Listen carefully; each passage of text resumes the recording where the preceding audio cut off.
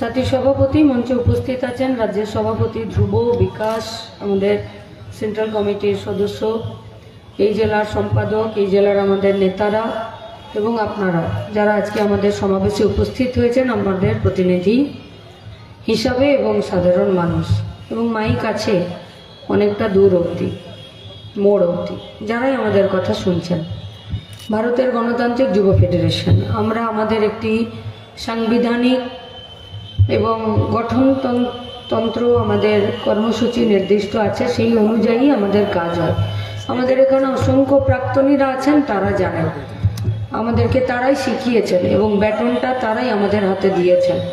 সেই অনুযায়ী কর্মসূচি এবং গঠনতন্ত্র অনুযায়ী আমাদের কাজটা করে যাওয়ার জন্যই আমরা ডিওয়াইএফআই এ নিজেদের নাম লিখিয়েছি। আমাদের কমিটি আছে ইউনিট থেকে সেন্ট্রাল কমিটি পর্যন্ত, তার মধ্যে আমাদের জেলা কমিটি। এই জেলা কমিটির সম্মেলন আমাদের 2 বছর অন্তর অন্তর আমাদেরকে করতে হয়। এটা সেই নিয়মের মধ্যেই পড়ে।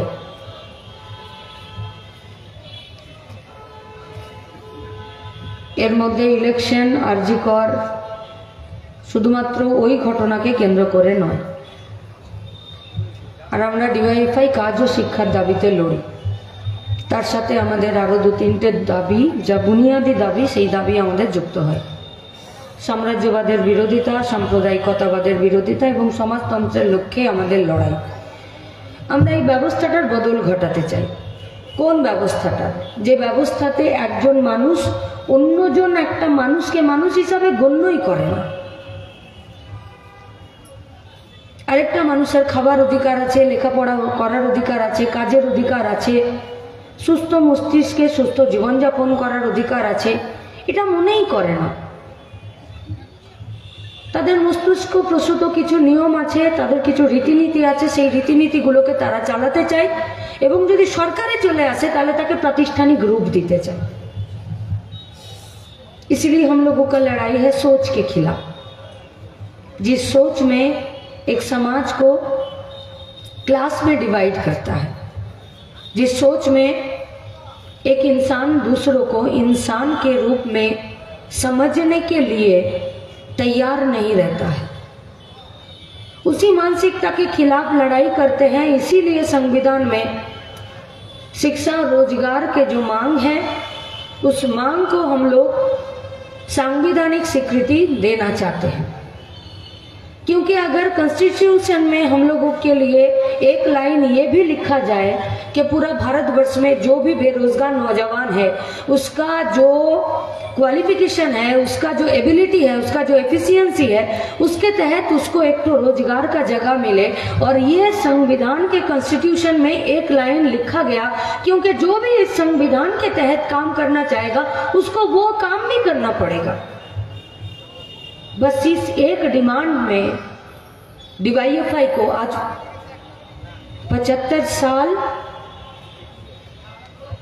डिवाईएफआई का जो पहला का जो संगठन है, आज का जो संगठन है, इन सब को बस इसी बात में लड़ाई जारी रखना पड़ रहा है। 68 डिवाईएफ, कमरेड बुद्धदेव भट्टाचार्य सम्पादक, कमरेड दीनेश मजुमदार सभापति। बृष्टि पड़ছে। তারপর 1980-তে আমাদের ডিওয়াইএফআই, ভারতের গণতান্ত্রিক যুব ফেডারেশন, সেই দাবিতেই লড়াই। এই দাবি সাংবিধানিক স্বীকৃতি পায়নি বলে এই লড়াই আরো তীব্র হচ্ছে।